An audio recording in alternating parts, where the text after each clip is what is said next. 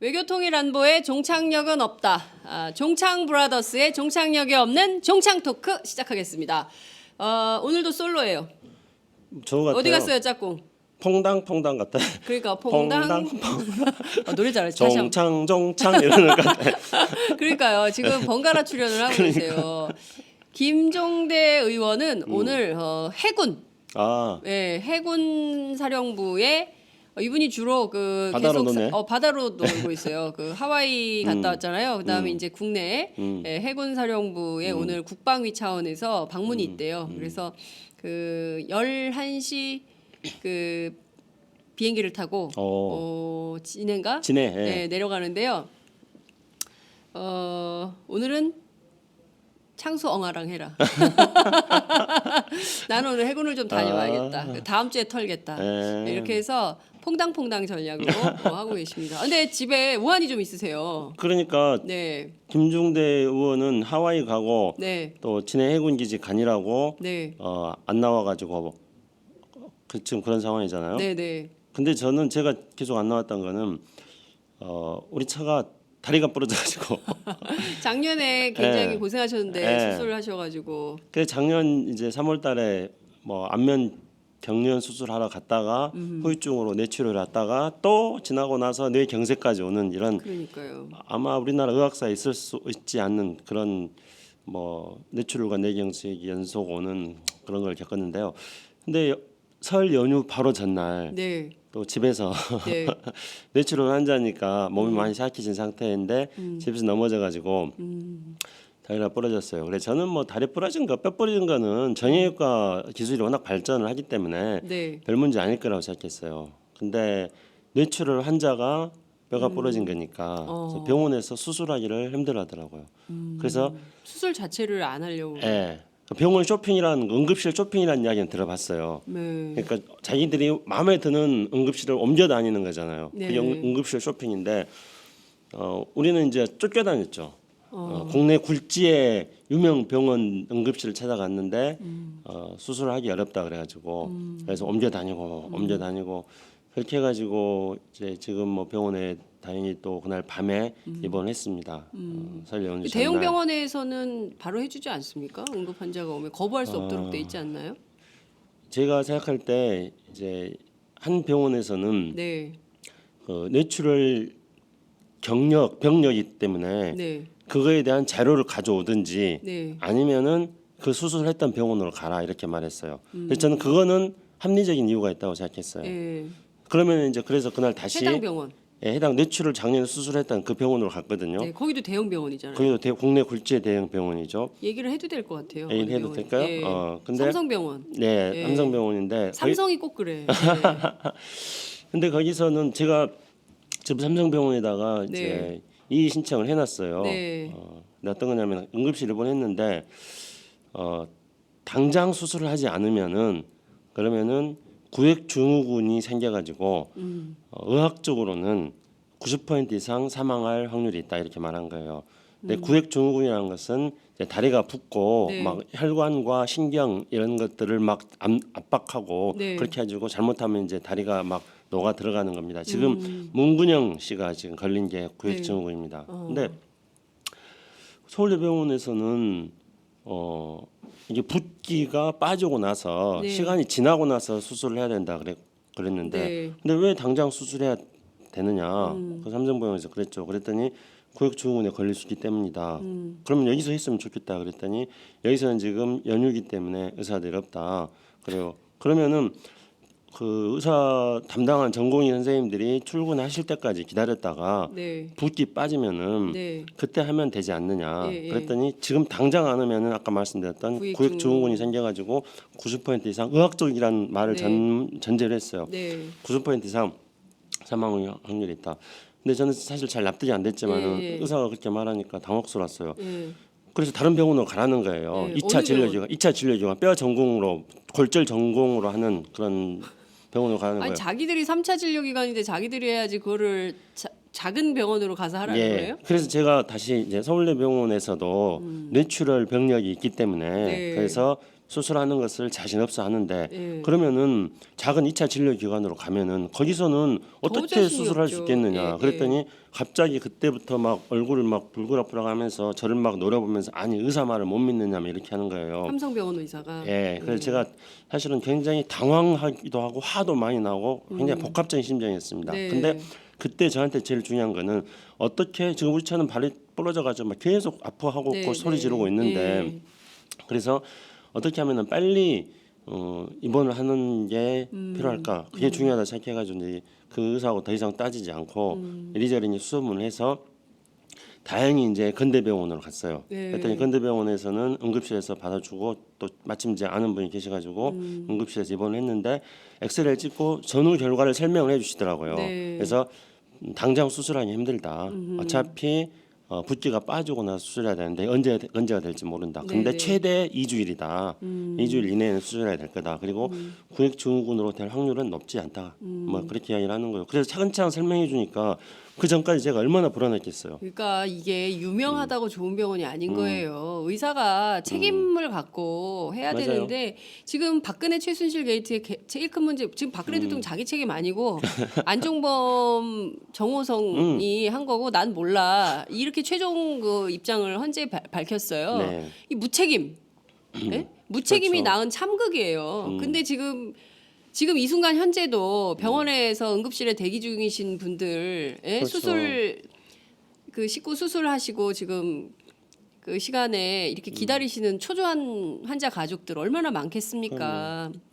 정말 이 대형 병원의 이런 폭력적 행태 참 그냥 넘기기가 어려워요. 그래서 제가 병원 측에 그 일단은 그 뭐라고 하나 그 민원 상담을 해놨어요. 일단 네. 장문의 이 상황에 대해서 상세히 적어가지고 온라인으로 일단 보여놨고 접수가 됐다고 문자로 왔더라고요. 그렇군요. 그래서 제가 이제 그쪽 사람들하고 앞으로 제가 하고 싶은 이야기 충분히 하고 그쪽이 반응을 보고 나서 네. 그 반응 결과에 따라서 추후 조치를 지금 어떻게 할지 네. 납득할 만하게 해명을 하면은 받아들이는 거고 네. 우리는 항상 합리적이니까 네. 납득할 만한 게 아니면은 또 분명하게 문제제기를 네. 할까 해야 된다 그렇게 생각하고 그렇습니다. 있습니다. 아니 그 삼성병원도 세지만 네. 우리 김창수 원장님도 셉니다. 김창수 원장님 같은 분도 삼성병원에서 이런 대접을 받으면 일반 평범한 사람들은 또 얼마나 억울한 일을 많이 당하겠습니까? 그거를 제가 정말 뼈저리게 느꼈습니다. 네. 그리고 병원에서 그렇게 막 굉장히 전문적인 용어를 대가면서 이야기를 하는데 네. 그랬을 때 이 병원에 갔던 일반 사람들은 얼마나 불안할까. 저도 너무나 그러니까요. 불안했거든요. 예, 근데 알아듣지 못한 얘기, 그러니까 법관하고 똑같아요. 똑같은 말을 굉장히 이상한 네. 어려운 말로 막 해가지고 간혹 기자들이 그렇게 물어요. 그래서 그거랑 이거랑 차이가 뭐예요? 그럼 똑같은 얘기야. 황당하죠. 그러니까 저는 이 엘리트들의 허위 의식 있지 않습니까? 나 아니면 안 된다. 뭐 이런 생각들을 이번에 이런 적폐청산을 할 때 이런 것들도 좀 다 같이 좀 씻겨 나가야 될 우리들의 네. 나쁜 문화다. 이런 말씀을 좀 드리고 싶습니다. 우리 김창수 원장님 응원 좀 해주세요.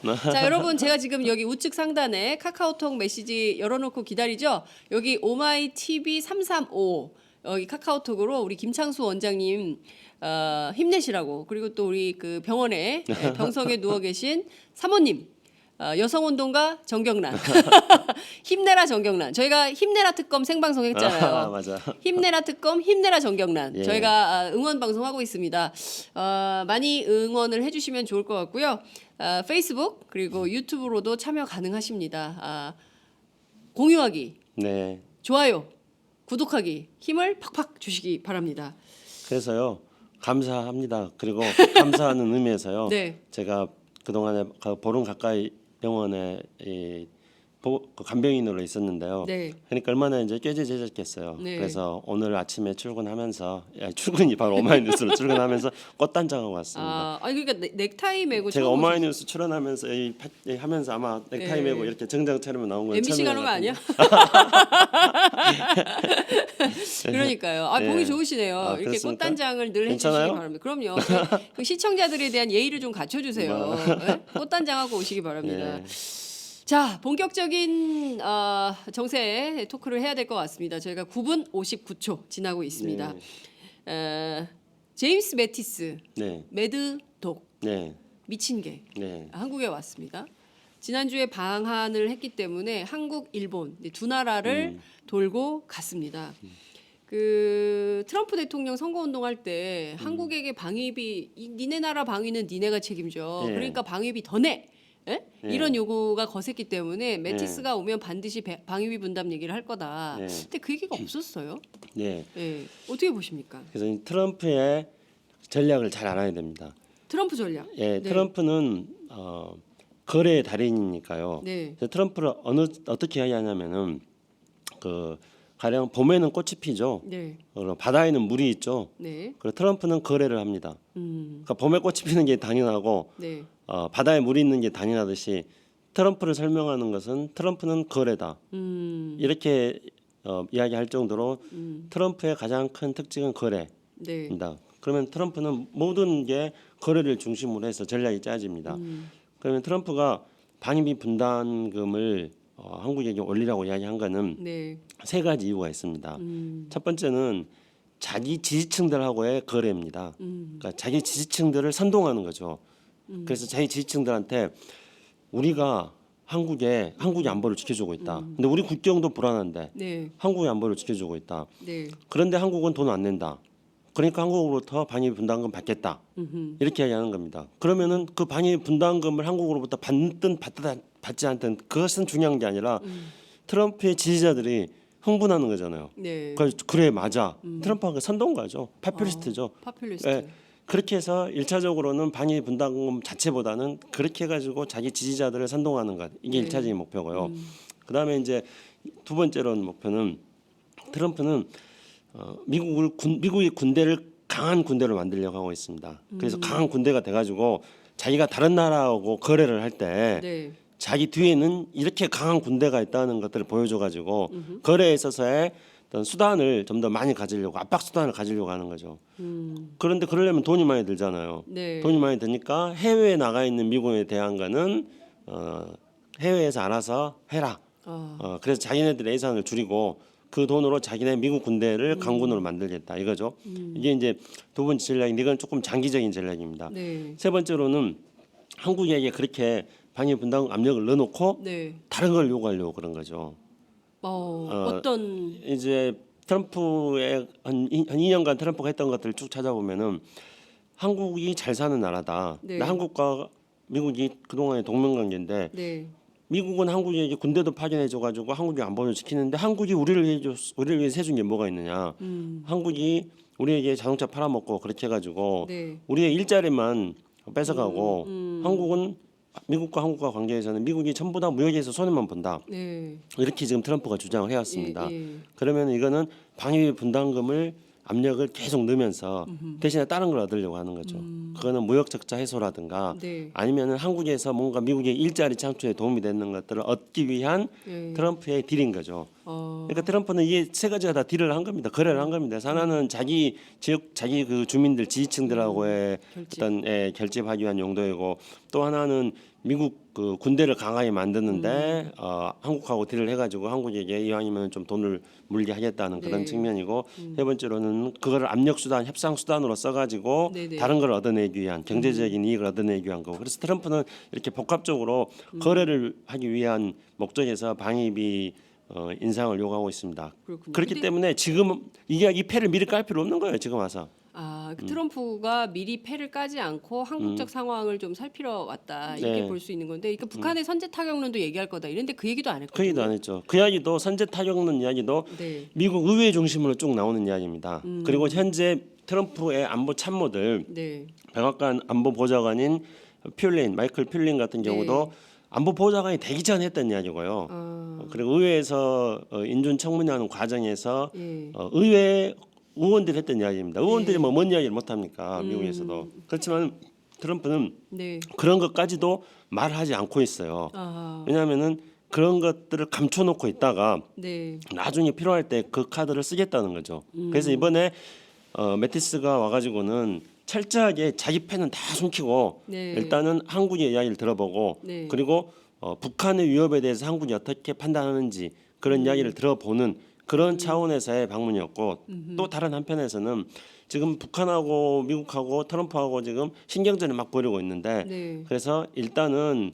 메티스가 와가지고 북한한테 야 내가 선제 공격도 말하지 않았고 그러니까 너네들도 조금 자제해라. 이제 게임은 장시간 하는데 이제 도입부다 벌써부터 예, 몸 예. 다를 필요 없다. 아, 지금 그런 메시지를 예. 북한한테 던진 거죠. 그렇군요. 네. 그러니까 근데 이제 중요한 포인트는 사드 관련된 건데요. 네. 그러니까 사드를 연내에 배치한다는 게 한미 간의 합의다. 네. 이런 얘기가 나왔습니다.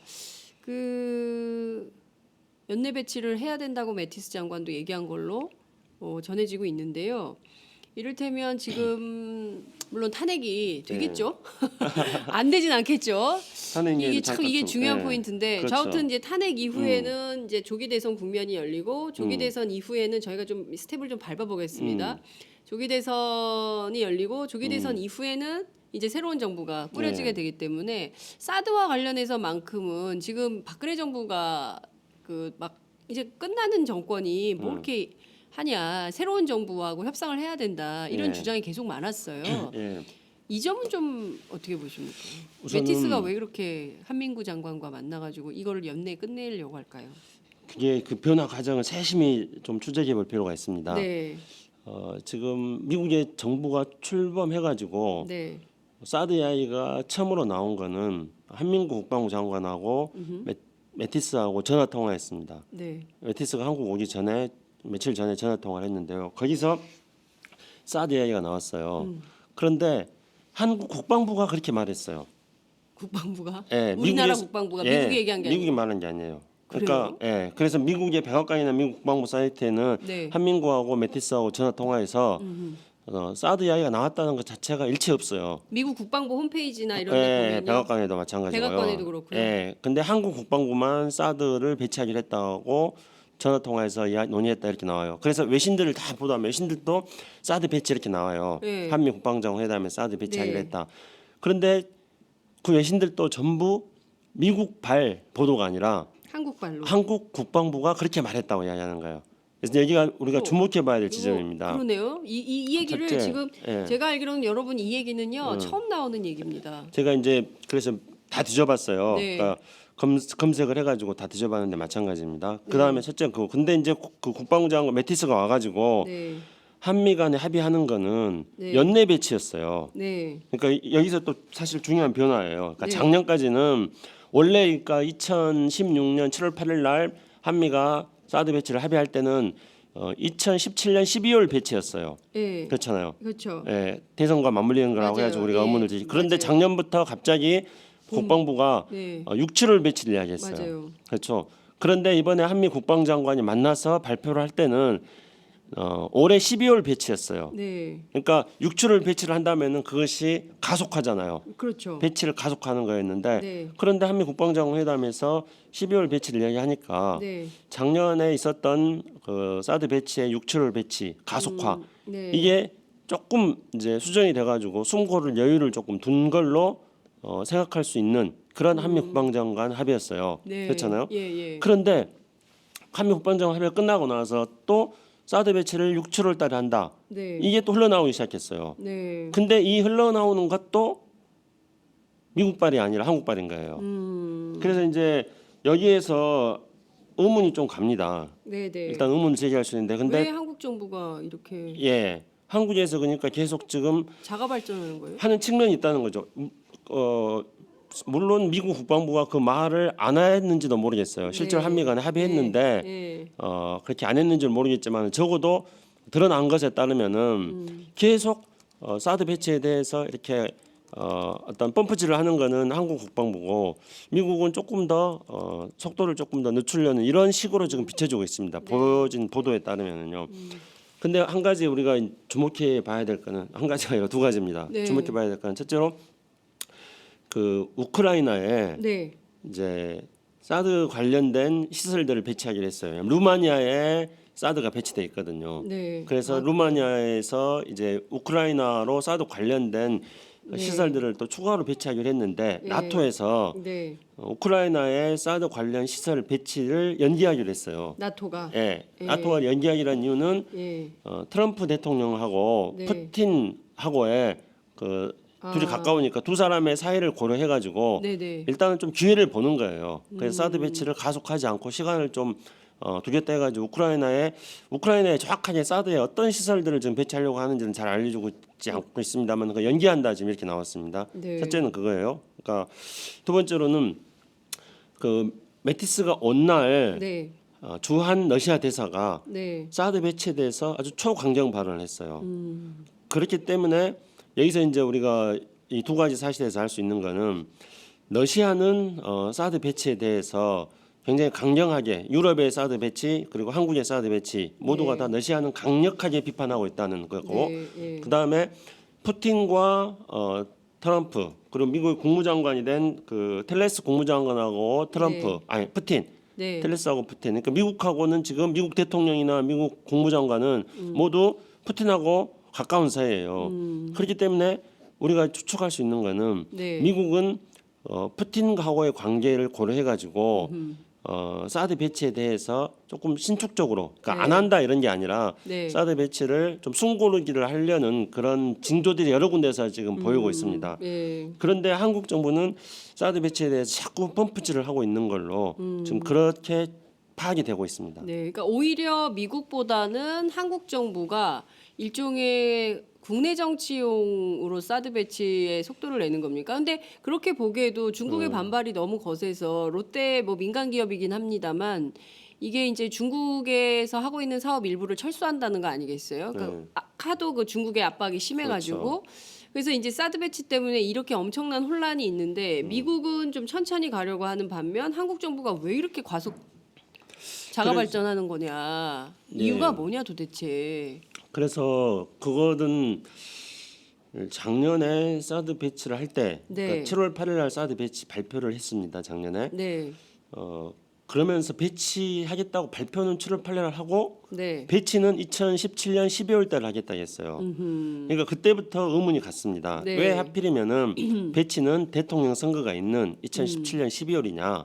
그래서 일본의 사례도 제가 이 팟짱에서 여러 번 말씀드린 적이 있습니다. 네. 일본 같은 경우에는 사드 배치를 한국처럼 전격적으로 발표하지 않고 네. 사드 배치를 하기 위해서 네. 이른바 공론화 과정을 1년간 거쳤어요. 네. 청문회도 하고 뭐 네. 공청회도 하고 막 그런 네. 것들 1년간 거치고 나서 이제 지방자치단체에서 또 주민들이 사드 배치에 대해서 동의를 해줬어요.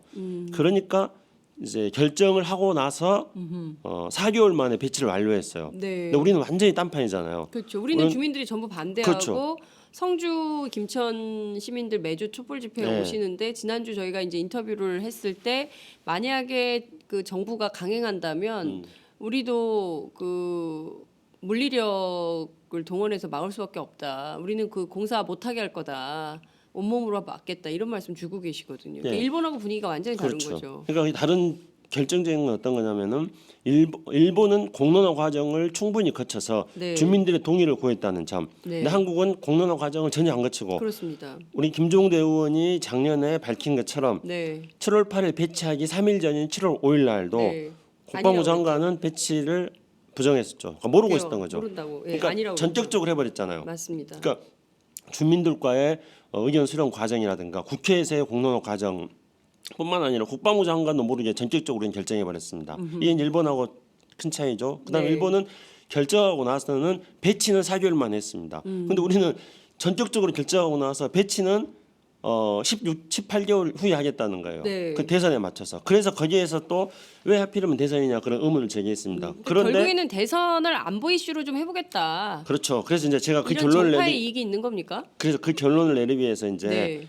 지금 차근차근 이야기를 드리고 있는 건데 네. 첫 번째는 작년에 그렇게 했는데 그다음에 이제 최순실 사건이 생기면서 조기 대선 국면으로 가니까 갑자기 사드 배치도 조기 배치로 가는 거예요. 네. 그래서 그러면 이게 뭔가 왜 사드 배치를 자꾸 대선 시기와 맞춰서 하려고 그러는가? 네. 여기에 대한 상식적인 의문을 가질 수가 있는 거죠. 그러면은 이제 여기서부터는 사드 배치를 가지고 대통령 선거 때 12월 달에 대통령 선거하면은 12월 달에 사드 배치를 하고 네. 조기 대선 하면은 사드도 조기 배치하고 그렇게 가지고 대통령 선거하고 네. 사드 배치를 연계시켜 가지고 네. 안보 그러니까 일종의 그 냉전적 수구적 안보 국면을 만들어 가지고 네. 그렇게 가지고 수구 세력이 대통령 선거에 임하겠다는 이런 전략이다. 이런 의심을 안 가질 수가 없습니다. 그러니까 대선에 사드를 활용하겠다는 그러니까 안보 이슈를 네. 결국에는 북풍이 안 되니까 네. 종북이 안 먹히니까 네. 사드를 가지고 안보 이슈를 만들어서 냉전 구도로 대선 한번 치러보겠다라는 그 국내 정치 요소를 가동하고 있는 것으로 보인다라고 의심을 할 수밖에 없다. 그렇죠. 정황이 이제 앞에 말씀드린 그리고 그러니까요. 이번 이제 그 매티스가 왔을 때도 제가 네. 이제 이 좀 서두에서 쭉 말씀했던 전후 상황을 보면은 그렇습니다. 한국이 펌프질을 더 많이 했던 네. 거고 네. 뭐 나토라든가 이런 것들을 보더라도 한국이 펌프질을 유난히 많이 한 건데 네. 그것도 역시 대선과 관련해서 뭔가 사드를 연계시키려고 하는 그런 의도가 있다는 의심을 강력하게 지금 할 어허. 수밖에 없는 상황입니다. 그러네요. 그러니까 지금 말씀 주신 대로 백악관에는 전혀 없는 내용이 한국 국방부에만 사드 배치가 적극 검토되고 있는 걸로. 그리고 최초에- 외신들도 전부 한국발로 기사를 쓰고 있고. 그러니까 최초에 전화를 미국은 했을 때, 아니고. 최초에 예. 기사가 나왔을 때, 나왔을 때 예. 이런 상황이라는 거죠. 예, 예. 어찌됐든 한국 정부가 이렇게 자가 발전하는 것이 사실 대선을 안보 이슈로 하려고 하는 거다라는 것이 조금 그 의혹으로 저희가 지적해 봄직하다 이런 말씀을 좀 예. 주신 거고요. 이제 그 동안은 그 앞서 그 저 뭡니까 트럼프의 전략이 네. 아직 구체화되지 않았다. 그러니까 이를테면은 패를 안 깐다. 트럼프가 예. 이제 예. 이런 말씀을 좀 주셨는데요. 그래도 그 지금 이제 2명의 국방 안보 네. 국무 라인이 이렇게 좀 쭉 그좀 좀 이제 진영을 갖춰주고 있죠. 진영을 예. 갖춰가고 있어요. 앞서 예. 말씀 주신 대로 렉스 틸러슨 네. 국무장관 네. 그리고 제임스 플린 국가안보부 장관. 네. 그러니까 이러면 대충 한반도 정책, 미국의 대한반도 정책, 트럼프의 대한반도 정책의 진용이 좀 갖춰지는데 이거 앞으로 어떻게 할 거냐 이 사람들이. 그래서 매티스 와가지고 별 얘기 안 하고 가고. 예. 근데 이제 오히려 뉴욕 타임즈가 분석한 것에 따르면은요. 네. 미국의 지금 외교안보를 담당하는 이제 필린 네. 국가안보 보좌관, 네. 그러니까 백악관 NSC의 책임자입니다. 네. 필린 국가안보 보좌관 이 사람은 3스타 출신인데 미국의 이제 우익 싱크탱크에서 쭉 활동들을 했었고요. 네. 그리고 그 오바마 정부 때도 국가정보국장으로도 활동을 했는데 워낙 좀 속되게 말씀드리자면은 워낙 그냥 개성이 강하고 자기 마음대로 제멋대로 해가지고 그래서 이제 우리로 치면 어떤 사람? 우리로 치면은 마음대로 막 하는 사람이 누가 있을까요? 좀 생각해 볼게요. 군인 출신의 네. 마음대로 하는 사람이 누가 있을까요? 뭐 박근혜 정부 때 초기에 좀 많이 있었죠. 김장수? 아니 그 양반은 그런 정도가 못 되는 사람이에요. 김장수 예. 장관 예, 아니에요? 그냥 순한 양이에요. 그래요? 누굴까요? 그때 그때 참 국정원장 누구죠? 국정원장. 뭐 대선 남북 대화 네. 회의록 막 공개해버리고 남재준? 뭐 그런 스타일. 남재준 스타일. 그렇군요. 필린이. 그리고 이제 텔레스 그 국무장관, 네. 텔레스 국무장관은 이 사람은 엑슨모빌 CEO 출신입니다. 네. 그리고 이 사람은 푸틴하고도 굉장히 친해요. 왜냐하면 엑슨모빌이니까 당연히 에너지 업체이기 때문에 사할렌이라든가 시베리아의 천연가스라든가 뭐 이런 것들에 대한 관심들 많이 있기 때문에 푸틴하고 굉장히 친한데 그래서 네. 이 텔레스 국무장관 같은 경우는 미국의 공화당 의원들도 네. 이 사람은 인준청문회에서 반드시 거부시켜버리겠다 했던 사람이에요. 근데 통과가 돼가지고 통과 아슬아슬하게 됐어요. 통과가 돼가지고 그 트럼프가 그거 보셨어요? 트럼프가 얼마나 좋았겠어요. 트럼프가 트럼프가 막 이러고 있는 사진이 어. 전 언론에 다 그거 나왔어요. 보셨구나. 엄청 좋아하더라고요. 예. 상원이 100명이잖아요. 네. 100명인데 공화당이 지금 다수당이거든요. 네. 그런데 50대 50으로 됐어요. 그럼 50대 50으로 되면은 이제 그 부통령이 최종적으로 결정을 하게 돼 있는데 그렇게 해가지고 간신히 통과된 거죠.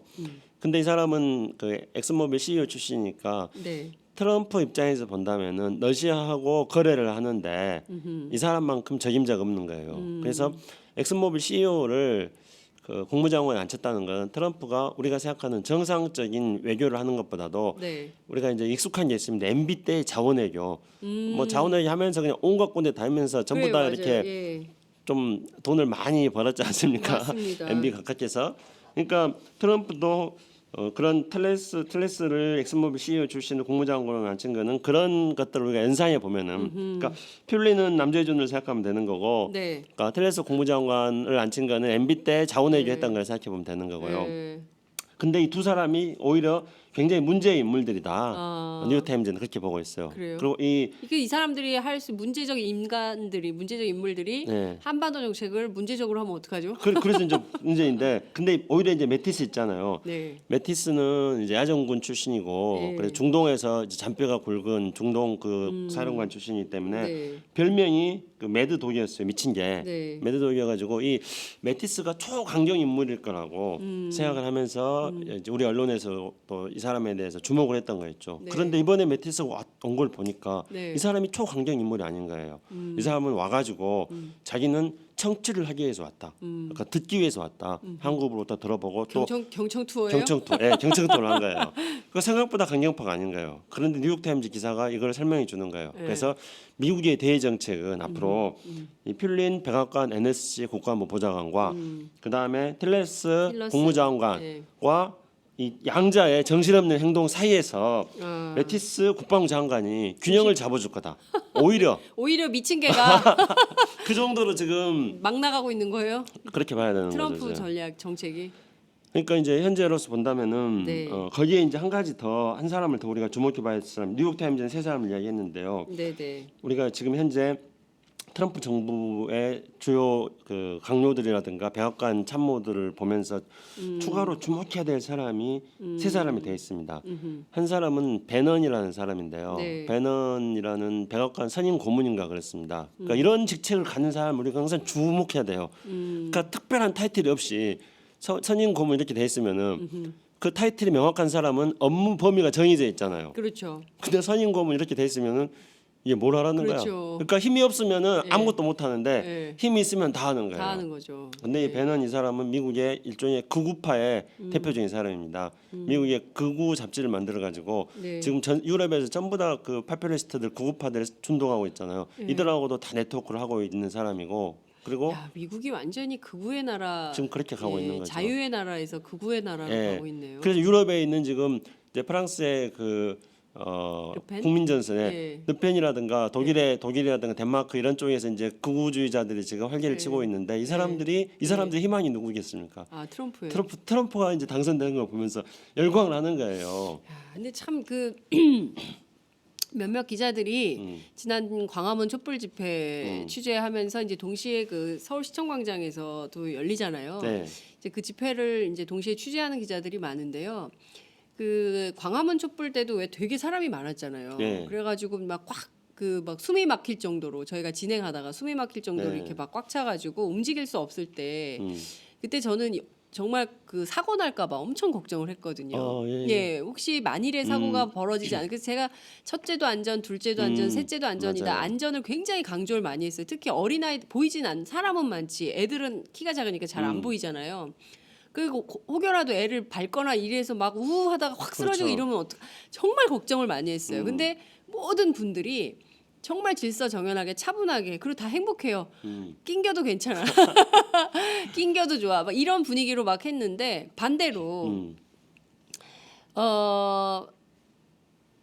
저기 뭡니까 탄핵 반대 집회 가면은 엄청나게 밀고 막 우산으로 치고 빨리 가라 그러고 이런 걸 직접 경험한 기자들이 많은 네. 거예요. 그러니까 말씀해 주신 대로 트럼프를 지지하는 극우들도 네. 사실은 좀 뭔가 이게 정서적으로나 이런 거나 좀 부족한 게 많은 그런 분들 아닌가 네. 이런 생각도 막 들더라고요. 근데 뭐 하여튼 뭐 그 사람들 냅둬버리고요. 네. 저기 말씀하신 것 중에 잠깐 네. 했지만은 네. 그 제가 아는 신부님 중에 네.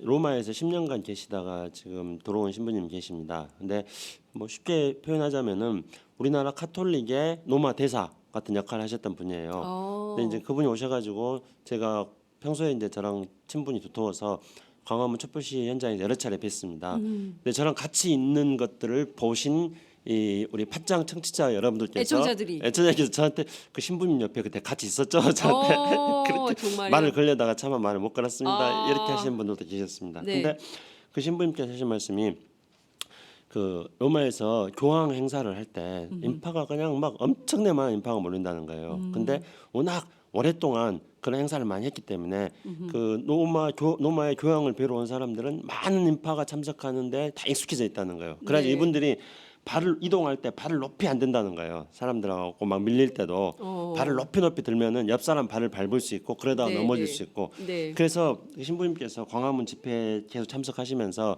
네. 인파에 이렇게 밀려서 다니면서 네. 그 사람들이 발을 어떻게 드나를 계속 관찰하셨답니다. 근데 우리나라 촛불 집회 참석하신 분들도 네. 발을 높이 들지 않고 다 낮게 옆 사람을 다 배려하면서 이동을 했다는 거예요. 그러니까 넘어진 사람이 없었던 건데 그러니까요. 그만큼 이제 촛불 시민들이 현명하다는 건데요. 근데 잠깐 셌습니다만 아까 네. 배넌 이야기를 하면서 네, 네. 배넌이 바로 미국의 이제 일종의 우파. 그리고 극우 네. 그러니까 미국의 대표적인 극우는 예를 들어서 흑인 암살을 하는 KKK 이런 것들 있지 않습니까? 근데 이 배넌 같은 경우에는 그와 유사한 조직들을 지금 만들었어요. 그러니까 KKK 같은 조직을 만들었다. 그와 그런 조직은 아닌데 그 사람들이 그와 유사하다고 말할 정도로 극우적인 성향을 가지는 그런 조직들을 만들고 있습니다. 뭐 얼터너티브 뭐 라이트인가 그렇게 해가지고요. 네. 그러니까 저는 얼터너티브 이런 대안 이런 우리는 거는 뉴라이트인데 거기는 얼터너티브 라이트구나. 이제 지금 그러니까 이제 대안 라이트? 그런 식으로 그러니까 새로운 어떤 대안을 만들어 나가겠다는 건데 근데 이 사람이 이제 굉장히 주목해봐야 될 사람이고요. 네. 그 다음에 이제 그 백악관에 지금 들어가 있는 두 명의 또 인물이 있습니다. 어떤 사람이 한 명은 트럼프의 사위인 쿠슈너 그리고 트럼프의 딸 이방카. 네. 근데 이 사람들이 그 아주 트럼프의 핵심 참모이면서 네. 선거 과정 속에서 실제로 중요한 역할을 했던 사람들입니다. 그러니까 저는 이제 마치 이 사람들이 나중에는 정윤의 최순실 같은 관계가 되지 않을까 그런 생각도 조금 해보는데요. 미국은 우리보다 좀 선진적이겠거니 생각했는데 완전히 무슨 사위 딸 데리고 정치를 가족이 정치하는 거잖아요. 아니 지난번에 말씀드렸잖아요. 황당한 일이죠. 한국이 이제는 정치 한류. 정치한류. 자 보세요. 우리가 제일 세. 우리가 우리가 제일 제일 잘해. 세요. 우리가 제일 잘하는 것 그럼요. 같아. 아시아뿐만 아니라 전 세계에서 한국 정치가 제일 인류야. 그리고 뭐가 있는지 아세요? 네. 지금 이제 이번에 블랙리스트 딱 밝혀졌잖아요. 네. 그러면은 제가 그 미국에서 지금 며칠 전에 슈퍼볼을 하지 않았습니까? 네, 네, 네. 미식축구 결승전, 예, 예, 아메리칸 풋볼 결승인데 슈퍼볼에서는 미국에서 가장 큰 어떤 축제 중에 하나이죠. 미국 사람들이 다 그러니까요. 참여해서 예, 예. 보는. 근데 거기에 중간에 트럼프. 공연을 하는 이제 트럼프 비판하는 네. 그런 광고들도 많이 맞아요. 나오는데 예. 공연할 때 레이디 가가가 나왔어요. 그 레이디 가가가 나와가지고 그 트럼프를 풍자하는 그런 노래를 불렀거든요. 예, 예. 근데 이제 레이디 가가는 작년에 대통령 선거를 할 때부터 반 트럼프였어요. 예, 그리고 그게 와가지고 레이디 가가가 불렀던 노래가 뭐냐면은 그 우디 거슬이라는 네. 우리나라 이렇게 노동자들 위한 노래를 아하. 50년대 60년대부터 많이 불렀고 그래서 밥 딜런에게 네. 결정적인 영향을 미쳤던 사람이에요. 예, 우리나라로 예. 치면 70년대 막 노동가를 예, 많이 예. 불렀던 뭐 한돌 이런 분이랄까 그래서 예. 김민기, 예, 양희은 예. 이런 예. 사람들 영향을 미치는. 근데 이 사람이 불렀던 This land is your land. 이 땅은 네 땅이다. 그 노래를 부른 거예요. 예. 그럼 그 무슨 말이냐면은 그 노래 가사를 보면은 이 땅은 내 땅이고 이 땅은 네 땅이기도 하다. 그 이 땅은 우리 모두의 땅이다. 예, 예. 그런데 땅에 갑자기 장벽이 세워져 버렸다. 아마 그런 노래예요. 그러니까 트럼프의 반이민 정책에 대한 반대와 멕시코 국경에 장벽 세우는 것에 대해서 풍자하는 그런 비판하는. 그런 예. 노래를 부른 거죠. 근데 트럼프 입장에서 한번 생각해 봅시다. 이미 트럼프는 저런 거 있지 않습니까? 대통령 선거 할 때부터 자기를 반대했던 사람인데 그 사람이 미국 시민들이 가장 많이 보는 슈퍼볼에 나와가지고 또 노래를 불러 안 되겠어요. 그 트럼프는 이제 블랙리스트를 만들려고. 그러겠다. 그러면 이제 한국에 와야 될 거 아니에요. 한국에 와가지고 네. 조윤선 트럼프의 특사가 조윤선 면해가지고 야 블랙리스트 어떻게 만드느냐. 네. 그러니까 한국은 촛불 시위만 세계적으로 앞서가는 네. 그런 나라뿐만 아니라 블랙리스트도 한국은 앞서간 나라입니다. 트럼프가 앞으로 배우려고 할 겁니다. 아유 진짜 그러면 안 되죠. 이게 지금 그 미국의 교민들이 네. 그런 얘기 하세요. 아우 여기는 그 한국은 박근혜 때문에 난리지 우리는 여기 박근혜에다가 트럼프까지 있어가지고 돌겠다야. 그런데 그래도 제임스 로바트 판사 같은 분이 네. 딱 나서가지고 정리를 쫙 하잖아요. 그렇죠. 예? 음. 저희도 좀 이제는 우리나라도 이제 제임스 로바트 판사 같은 사람이 나서서 좀 정리를 헌재가 그 역할을 해야 네. 돼요. 이정미 재판관. 그렇죠. 예?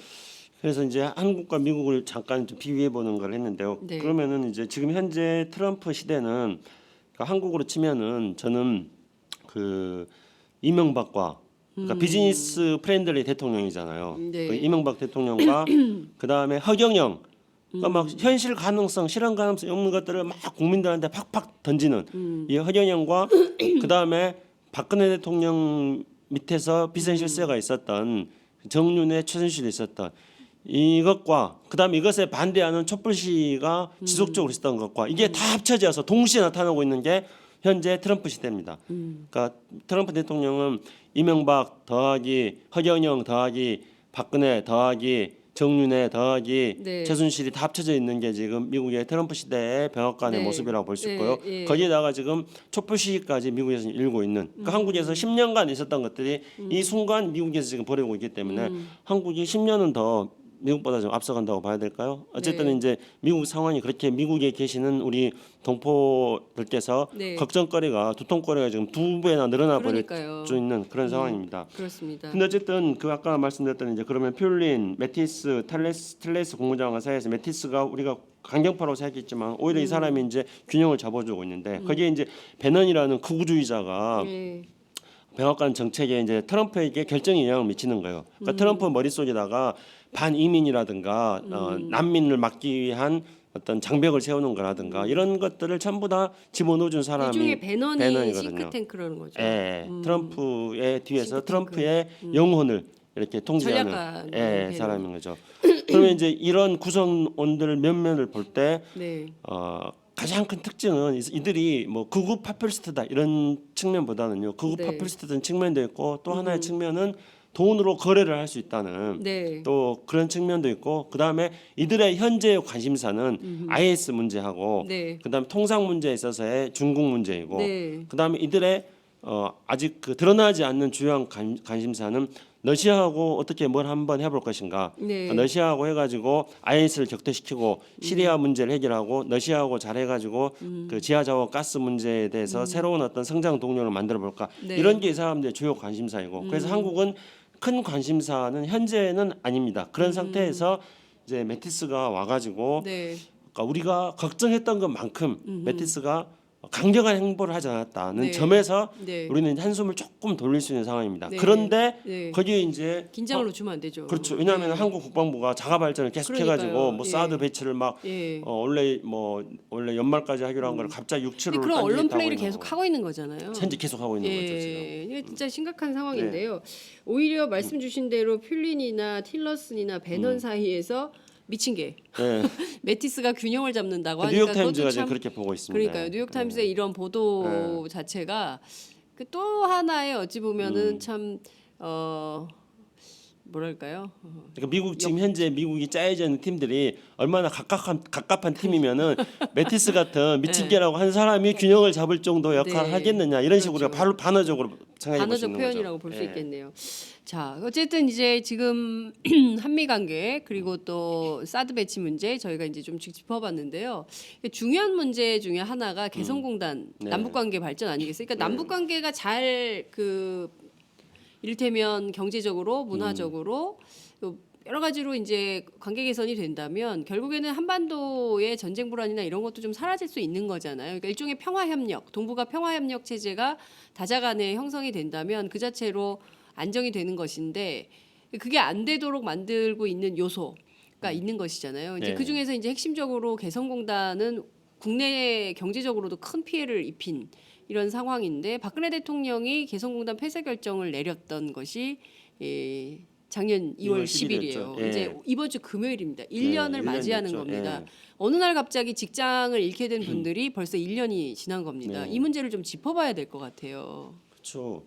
그러니까 이제 우리 정부도 통일부도 개성공단에 대해서는 이것이 북한의 잘못된 행동이나 정책을 응징하는 차원에서 네네. 다루는 사안이 아니다. 네. 이렇게 생각하고 있어요. 음흠. 작년까지도 통일부에서는 그렇게 이야기했어요. 네. 그러니까 북한이 뭘 잘못했다 그래가지고 거기에 개성공단을 연계시켜가지고 개성공단을 폐쇄하는 이런 사안이 아니다. 개성공단은 네. 개성공단은 미리 온 통일이고 네네. 우리가 통일을 연습해가는 것이고 그리고 북한에게 자본주의에 대해서 학습을 시키는 그런 공간이고 우리 입장에서 본다면 또 중소기업들의 활로를 모색하는 거고 이런 의미가 개성공단에 있기 때문에 네. 개성공단을 가지고 북한의 잘못된 행동하고 연계시키지는 않겠다. 연계시킬 사안이 아니다. 근본적으로 네, 네. 이렇게 인식하고 있었습니다. 그런 인식이 맞는 거죠. 네. 근데 갑자기 개성공단 철수를 쫙 발표해 버린 거예요. 맞아요. 폐쇄를. 그리고 개성공단 폐쇄를 발표하더라도 이 절차적으로 이제 개성공단에 들어가 있는 우리 120여 개의 입주업체 우리 관계자들에게 개성공단을 이렇게 폐지할 방침이니까 당신네들의 개성공단에 있는 자산들은 이렇게 안전하게 대피시키고 어쩌고저쩌고 해라는 네. 그런 어떤 절차는 다 밟아줘야 될 거 아니에요. 네. 근데 느닷없이 갑자기 폐쇄를 다 해버리니까 결국은 개성공단에 있는 어떤 자산마저도 가져오지 못한 채 방치해 줌으로써 네. 이중의 피해를 지금 보고 있는 거지 않습니까? 그렇습니다.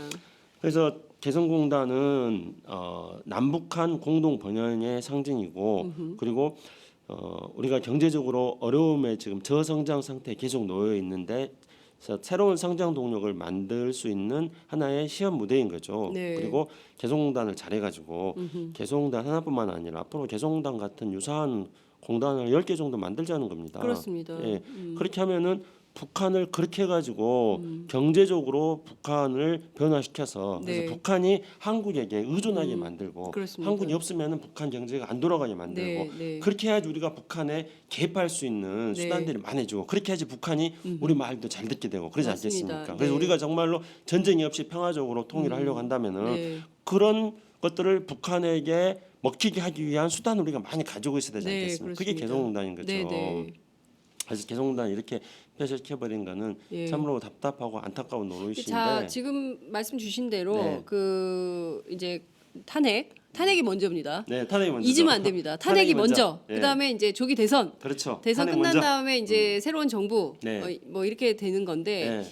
이 개성공단 문제도 새로운 정부가 들어서면 네. 해결이 될 수 있을까요? 이게 상대가 있는 문제이기 때문에 우리가 먼저 야 미안해 이게 좀 다시 좀 열자 이런다고 해서 김정은 국방 거기 무슨 위원장이죠? 노동당 국무위원장 위원장, 됐어요. 국무위원장인가요? 국무위원장, 예. 예. 직함이 자꾸 바뀌어요. 외우기도 힘들어요. 그래서 그러니까요. 예. 어쨌든 그 김정은 위원장이 음. 태도를 바꾸지 않으면 그때 어떻게 할 거냐? 오히려 더 많은 비용을 우리가 그렇죠. 치러야 되는 이런 상황은 아닌 건지. 그러니까 저는 이제 이 남북 관계의 불안정성 때문에 네. 우리 기업들이 네. 이제는 개성공단을 재개한다 하더라도 네네. 개성공단에 안 들어가려고 생각할 줄 알았습니다. 그런데 제가 개성공단의 입주 업체 관계자들을 몇 번을 뵀었는데요. 네. 제가 그렇게 물어봤죠. 뭐 이렇게 정치적 불안정성 때문에 이렇게 한번 문이 닫아가지고 크게 피해를 보지 않았습니까? 그러면 개성공단이 다시 열린다 그래서 다시 들어갈 수 있겠냐 했더니 다시 들어가야 된다는 거예요.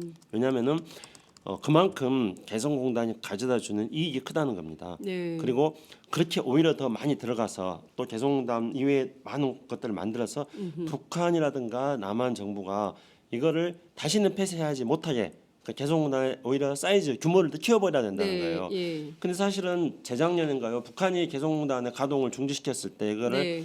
이제 우리 박근혜 대통령이 일종의 북한의 버릇을 좀 단단히 잡겠다 해가지고 네. 개성공단을 재가동하는 협상을 하면서 그 합의문에 이렇게 달아놨어요. 네. 그러니까 어떠한 정치적 상황에도 관계없이 개성공단을 유지시킨다고 했습니다. 네. 그래놓고 박근혜 대통령이 개성공단을 먼저 닫아버렸어요. 그래서 우리 장윤성 기자님 말씀하신 대로 우리 기업인들은 중소기업 하시는 분들은 개성공단뿐만 아니라 제2, 제3의 개성공단을 만들어서 거기에 진출하는 것에 대한 강력한 이해관계를 가지고 있습니다. 네.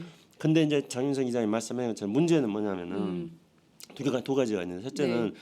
북한의 저 김정은 처제가 쉽게 문을 열 건가 네. 하는 게 아직 확인이 안 돼 있습니다. 그렇죠. 그다음에 두 번째로는 물론 개성공단은 유엔 제재의 대상은 아닙니다만은 박근혜 정부가 개성공단 제재를 하면서 한 논리가 뭐냐면은 우리가 먼저 네. 개성공단 폐쇄를 해버리니까 네. 유엔에서 네. 다른 나라들이 북한에 대한 제재를 하는데 네. 쉽게 제재에 동참할 수 있게 됐다는 네. 겁니다. 동참했어요? 예, 실제로 이제 했죠. 그러니까 개성공단의 제재에 유엔에 동참했다는 게 아니라 네. 유엔의 대북 제재안을 그러니까 결의안을 통과시킬 때 그럴 때 이제 많은 나라들이 네네네. 거기에 예. 그러니까 우리가 모범적으로 개성공단 폐쇄를 했으니까 네. 다른 국제사회에 있는 다른 나라들이 유엔의 대북 결의안을 통과시킬 때 다 부담 없이 했다는 거죠. 우리가 네. 앞장서 했으니까. 예.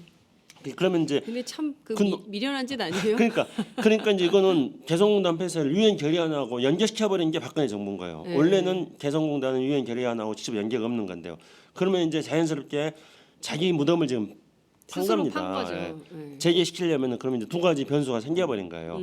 유엔 결의안은 개성공단 재개의 별 변수가 아니었는데 네. 박근혜 대통령께서 유엔 네. 결의안을 개성공단 재개 명분을 만들어 버린 거예요. 그래 참으로 어리석 그렇게밖에 말씀, 수가 예, 없어요. 그렇게 말. 제가 예. 방금 이제 박근혜 대통령 깨사라고 말씀하는 것을 조롱하고 비하하기 위해서 그렇게 하는 겁니다. 예. 아 그렇게 한 그렇게 거예요? 한 거예요. 그러니까 저기 더러운 잠같이 막 네. 여성 누드로해서 조롱하는 게 아니라 계속 네. 거꾸로 네. 박근혜 대통령께서 마치 이렇게 칭송하듯이 줌으로써, 하면서 예, 그러면 조롱하는 우리 국민들이 방식. 다 그럴 거 아니에요. 네. 무슨 저희 칭송할 가치가 있다고 박근혜 대통령께서라고 하느냐 하면서 네. 막 성질을 낼 거 아니에요. 네. 그러면서 이제 우리 국민들에게 박근혜 대통령에 대해서 예. 비판의 수준을 높이게 만드는 그렇게 하기 위한 저희 풍자입니다. 예. 근데 그렇게 해서 이제 국제사회에서 개성공단에 제기하는데 국제사회 동의를 구해야 되는 이런 하나의 어떤 걸림돌이 생겨버렸습니다. 그리고 두 번째는 이제 북한 문제인데요.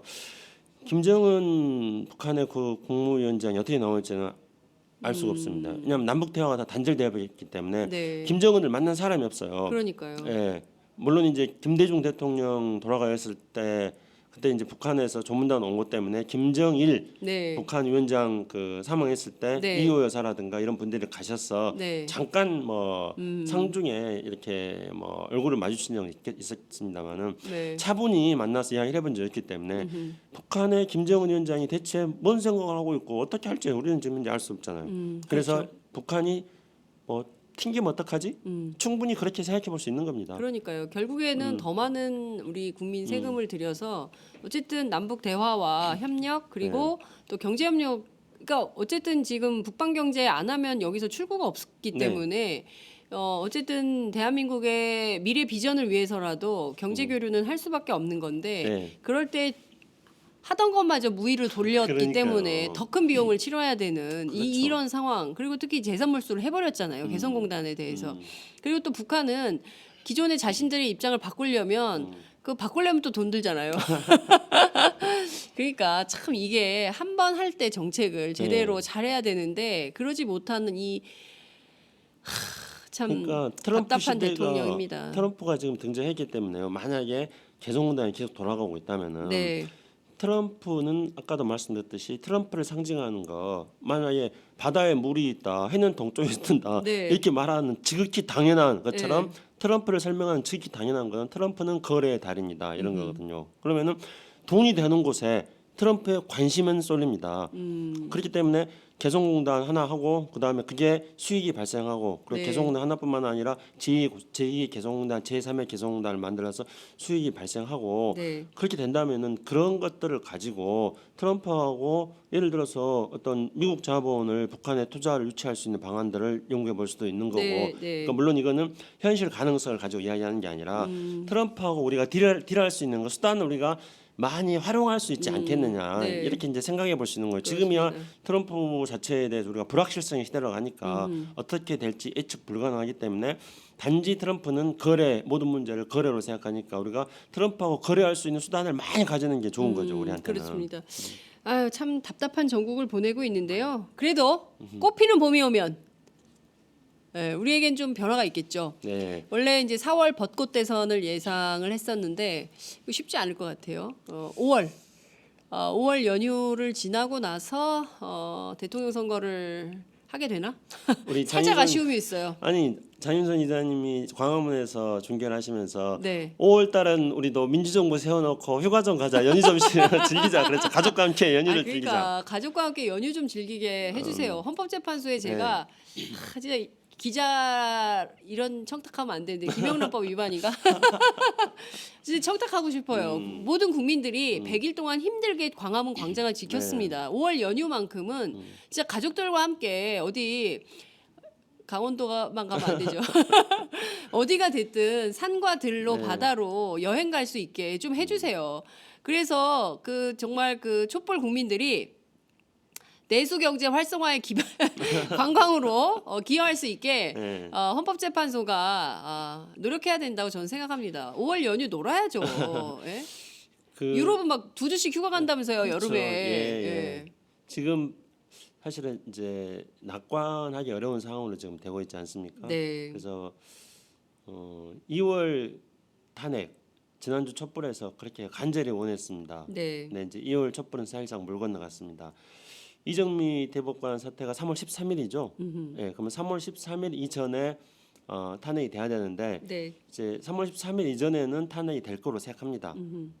뭐 재판을 정상적인 증인 신문 절차를 정상적으로 쭉 밟아 나간다 하더라도 3월 13일 이전에는 가능하다고 생각합니다. 하지만 약간 이제 좀 불안감 같은 게 생기는 지금 시점이지 않습니까? 그렇습니다. 혹시나 또 저 박근혜 쪽에서 지연 작전 같은 것들을 써가지고 이게 예측 못한 상황이 발생해서 3월 13일을 넘어가면 어떻게 할 것인가 이런 불안한 어떤 마음이 조금씩 지금 생기고 있습니다. 그렇기 때문에 우리 장윤선 기자 말씀하신 것처럼 탄핵이 먼저입니다. 탄핵 먼저, 선탄핵 후 대선, 네. 탄핵이 먼저죠. 그리고 무조건 3월 13일 이전 탄핵 네. 이렇게 해야 되는 거고요. 저는 네. 그렇게 될 거라고 생각합니다. 불안한 마음이 들지만은 국민들이 불안하지 않게 네. 헌재 해주십시오. 국민들의 불안감 달래주십시오. 그러니까요. 제가 병원에 이 응급실을 왔다 갔다 하면서 너무 불안했습니다. 이 불안한 마음이 얼마나 고통스러운 것인가 뼈저리 느꼈습니다. 그런데 좋은 병원을 가가지고 의사 선생님들한테 네. 친절하게 설명 들으니까 네. 마음의 평화가 찾아왔습니다. 아, 건대병원 때문에 평화가 예, 왔어요. 마음의 평화가 찾아왔습니다. 그래서 헌법재판소 재판관 여러분들 네. 불안한 국민들에게 마음의 평화를 안겨주십시오. 예. 3월 13일 이전에 네. 탄핵 판결을 할 수 있다고 생각하면 네. 불안한 국민들이 그러니까요. 마음이 평화로워집니다. 예. 샬롬 샬롬 샬롬. 그러면 저는 4월 26일 네. 대선 가능하다고 생각합니다. 네, 3월 정말. 13일 네. 이전에 탄핵을 하면은 네. 4월 16일 수요일 대선을 가능하다고 대선이 네. 가능하다고 봅니다. 그렇습니다. 우리 국민들에게 강 같은 평화를 헌법재판소 재판관님들이 역사적 네. 책무를 가지고 좀 주셨으면 좋겠다. 네. 이런 말씀 좀 드리겠습니다. 추미애 대표가 저희 방송을 듣고 계신가 봐요. 보고 계신 것 같습니다. 제가 아침에 추미애 대표에 대해서 얘기를 세게 했어요. 아, 촛불 집회 그랬어요? 안 나온다고. 그랬더니 11일 이번 주 촛불 집회에서 조기 탄핵 촉구 총력 투쟁을 하겠다고 아, 선언을 했습니다. 좋습니다. 더불어민주당 깃발 들고 좀 나오세요.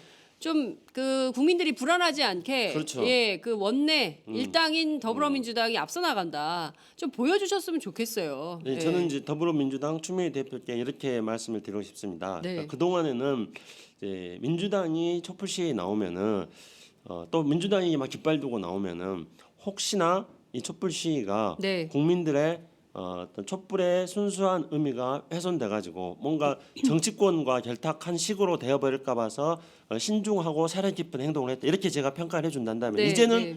모든 국민들이 탄핵이 먼저다. 그리고 민주당에게도 국민들은 요구하고 있습니다.